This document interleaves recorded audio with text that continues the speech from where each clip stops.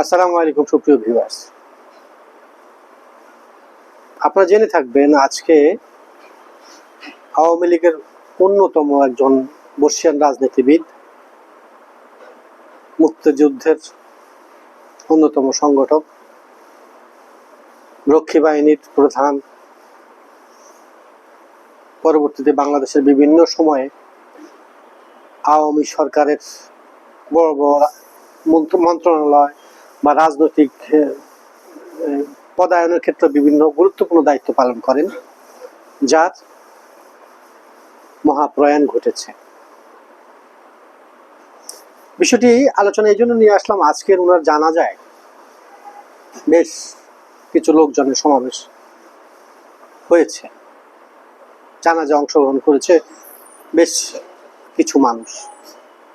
সংখ্যায় সেটা খুব বেশি যে তা নয়, তবে সেখানে উপস্থিত জানাজায় অংশগ্রহণকারী জনাব লতিফ সিদ্দিকী এবং খুব ক্লিন ইমেজের সাবের হোসেন চৌধুরীর উপস্থিতিতে আওয়ামী লীগের কিছু সমর্থক সদস্যবৃন্দ, যারা নতুন প্রজন্ম বলা যায় অনেকটা, তারা উচ্ছ্বসিত হয় এবং আওয়ামী লীগের পক্ষে স্লোগান দেয়। এতে হয়তোবা আওয়ামী লীগের অনেকে স্বপ্ন দেখতে পারেন যে আওয়ামী লীগ খুব ভালো মেজাজে জনগণের মধ্যে বিস্তৃত আছে বা সমর্থিত অবস্থায় এখনো আছে, কিন্তু বিষয়টি তা নয়। এখানে মুষ্টিমেয় যে কিছু সংখ্যক লোকজনরা ছাত্র বা মধ্যম বয়সী যুবারা একসাথ হয়েছে, জানাজায় অংশগ্রহণ করেছে, বিভিন্ন দলমতের লোকজনে এসছে। এর অর্থ এই নয় যে আওয়ামী লীগ পুনর্বাসিত হওয়ার মতো কোনো সিমটম হয়েছে। ওনার যে বর্ণাঢ্য রাজনৈতিক ক্যারিয়ার, অনেক বিতর্কিত বিষয় ওনার বিরুদ্ধে রয়েছেন রাজনৈতিক জীবনে, সে বিষয় নাইবা গেলাম, ওনার আত্মার মাগফিরাত কামনা করি।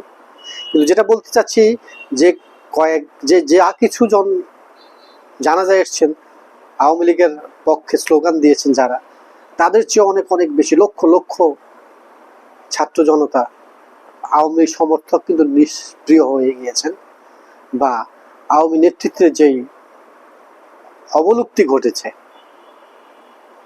সভাপতি হিসেবে তৎকালীন প্রধানমন্ত্রী শেখ হাসিনা দেশ ছেড়ে পালিয়েছেন, কিন্তু ওনার নামে যারা রাজনীতি করেছেন বাংলাদেশে অন বিহাফ অফ শেখ হাসিনাকে রেখে যারা হাজার হাজার কোটি টাকা লোপাট করেছেন, সম্পদের পাহাড় গড়েছেন, তারা কেন পালালেন?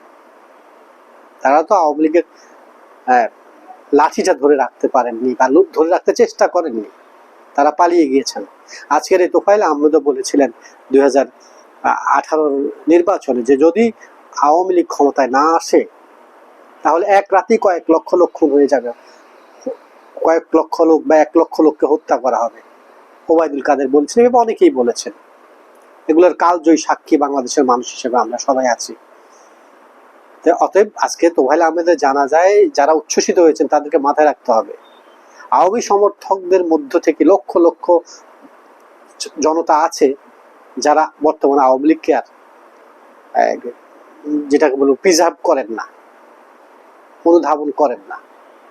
কারণ শুধু দলীয় প্রধান পালিয়ে যাননি, ওনার সাথে সাথে যারা আওয়ামী নেতৃত্বের পুরো ভাগে ছিলেন, যারা দলটাকে বাঁচিয়ে রাখার জন্য দেশের থেকে আইনি লড়াই লড়তে পারতেন, তারাও পালিয়ে গিয়েছেন। কেন পালিয়েছেন? তাদের দুর্নীতির মাত্রা এমন পর্যায়ে চলে গিয়েছিল যে তাদের পক্ষে দেশে অবস্থান করা সম্ভব ছিল না।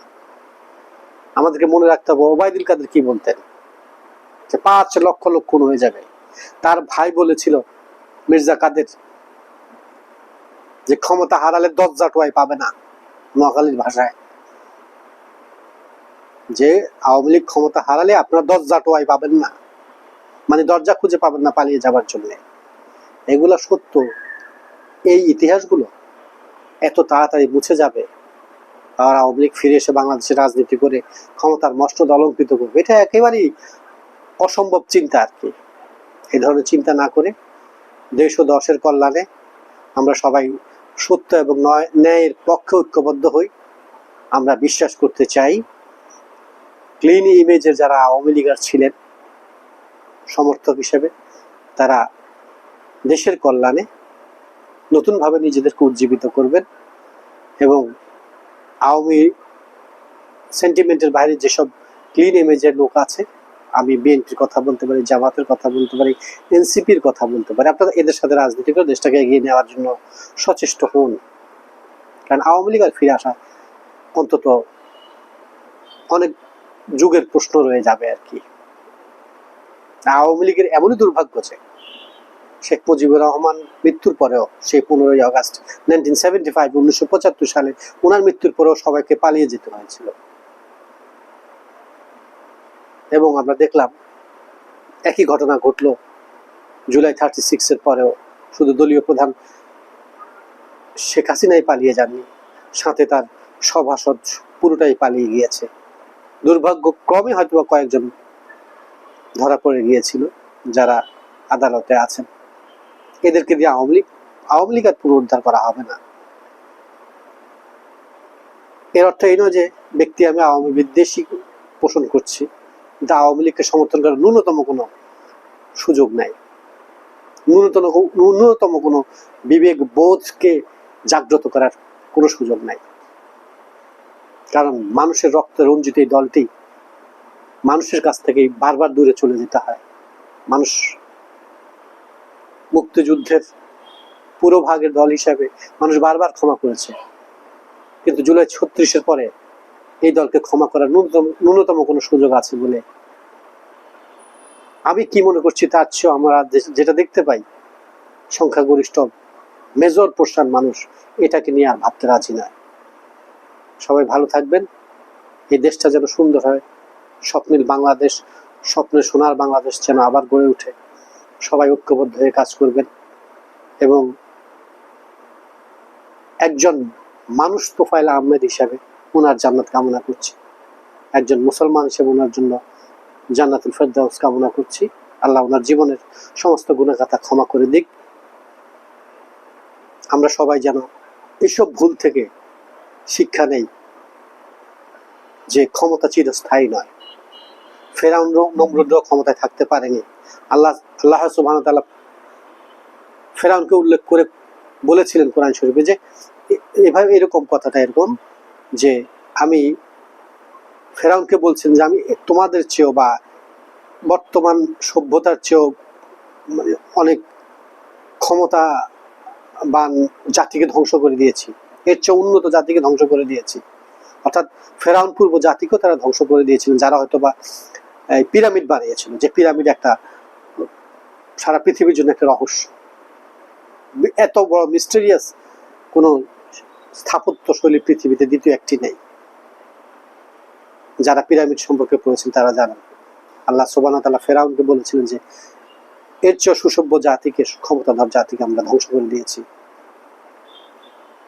এজন্য সবসময় নিজের সীমাবদ্ধতার ব্যাপারে সচেষ্ট থাকবেন, কারণ পৃথিবীতে আপনি কোনোভাবেই চিরস্থায়ী নয়, আপনাকে চলে যেতে হবে। অতএব সাবধান।